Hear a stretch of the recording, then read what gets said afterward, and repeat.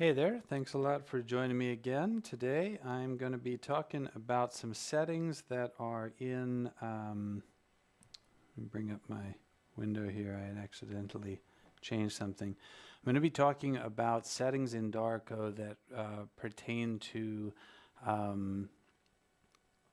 timing. Now what happens is there's actually some settings in the playback options for Dorico that actually change the way that your notes may be recognized, and I think by your sample libraries, and it can have a real impact. I want to make sure that everybody has a sense into this, because when I discovered it, it actually had a real influence on what I was doing. So just trying to pull up my project here too so that I can make sure everything's loaded up correctly. So what I'm going to do is I'm going to show you a couple of weird things that are happening and explain why and how they're happening. Okay, so let me take myself off the screen and play this back for you.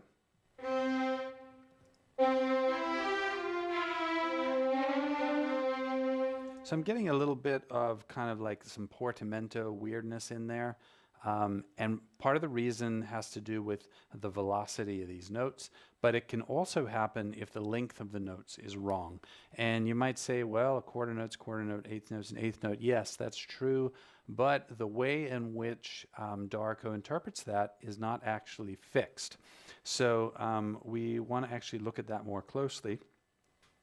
So let me show you what I mean. I'm sorry if I'm a little distracted here. I got a couple of screens going on. Let me take myself off screen, and we're going to go to Playback Options. So I'm holding down Command, Shift, and P, and this is going to Playback Options.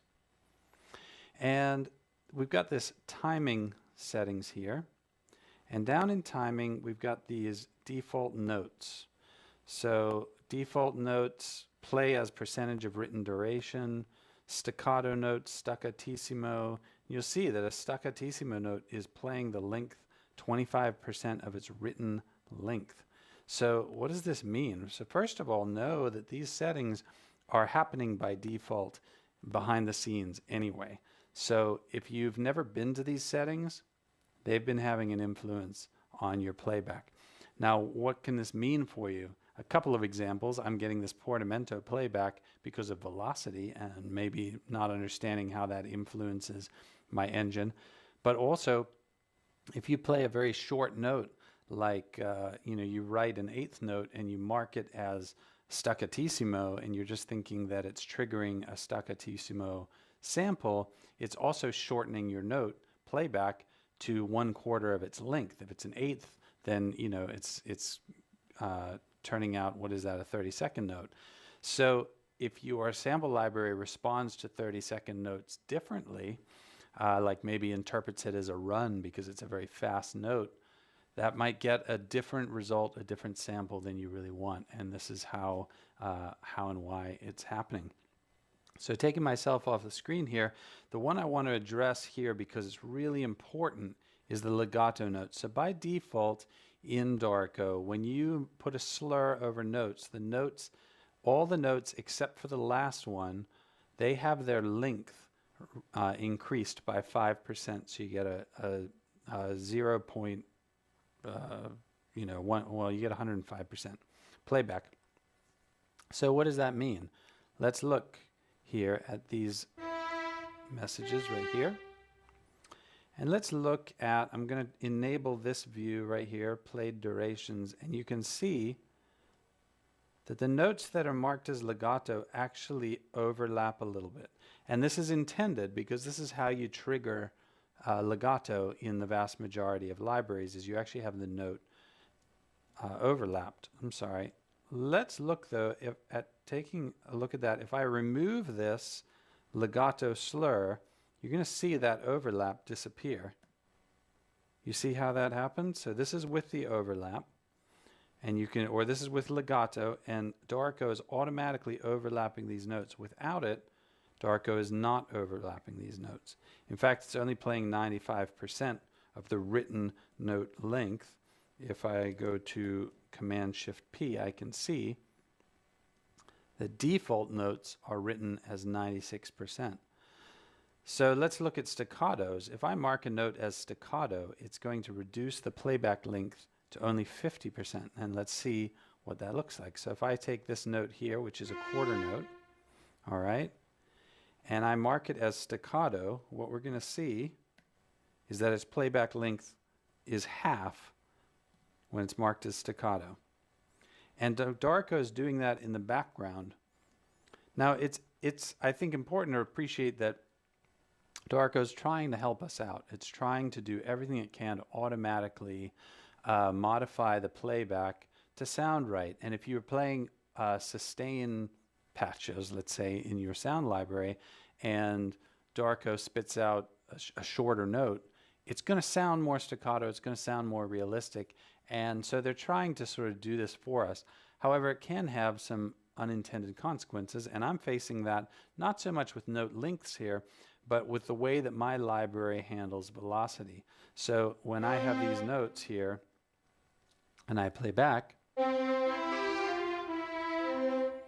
if there's no legato slur, I get normal playback. But if there's legato, I get this weird portamento.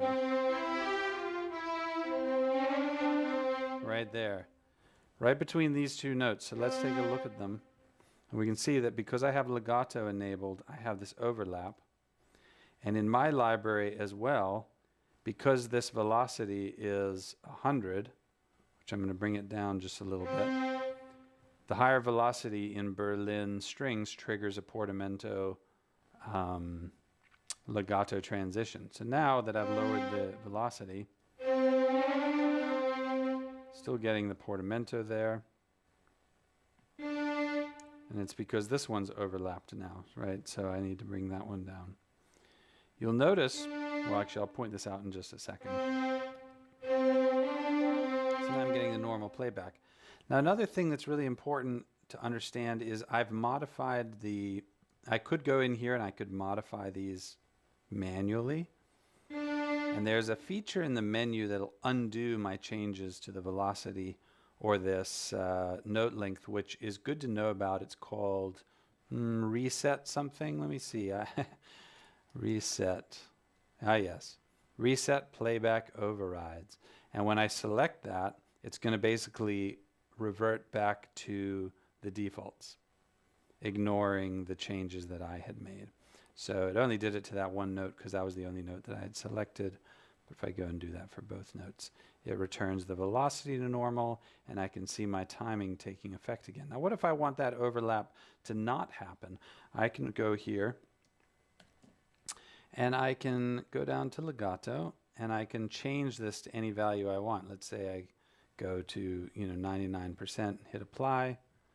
Now I can see that even though those are marked as legato, I don't have any overlap.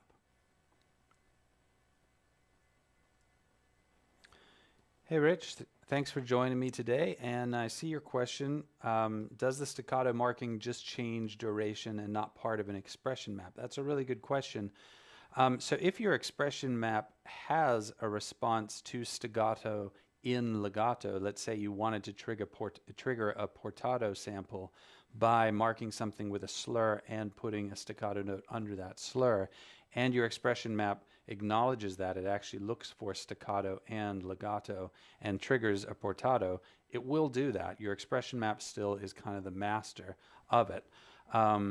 But in some libraries, I have seen where the actual note length, like in Berlin series, for example, there's this automatic legato that will actually trigger from a slurred legato to a runs legato if the speed of the notes is, if it's a fast run, and it's trying to automatically interpret the speed of the notes, and one of the things it's looking at is the note length.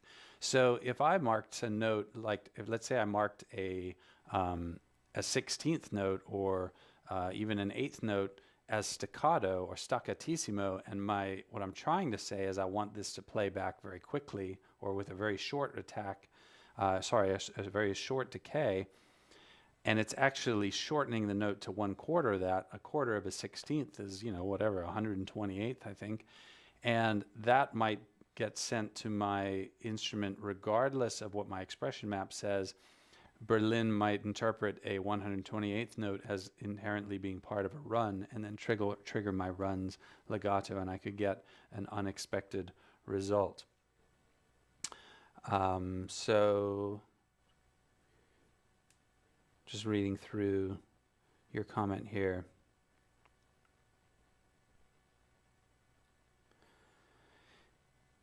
Basically, if your instrument is going to pay attention to the note length, you really want to know about these features and you want to set them accordingly. You can set them to whatever you want.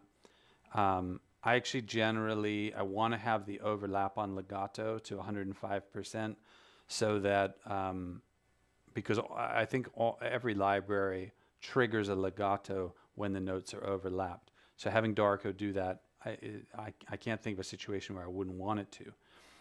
But if I wanted to control the difference between a tenuto, for example, I wanted to have a tenuto still a detached articulation, but I want that to play as long as possible, I might set the tenuto in my playback settings to be like 99%, but a regular note be 95%, something like that. So I hope that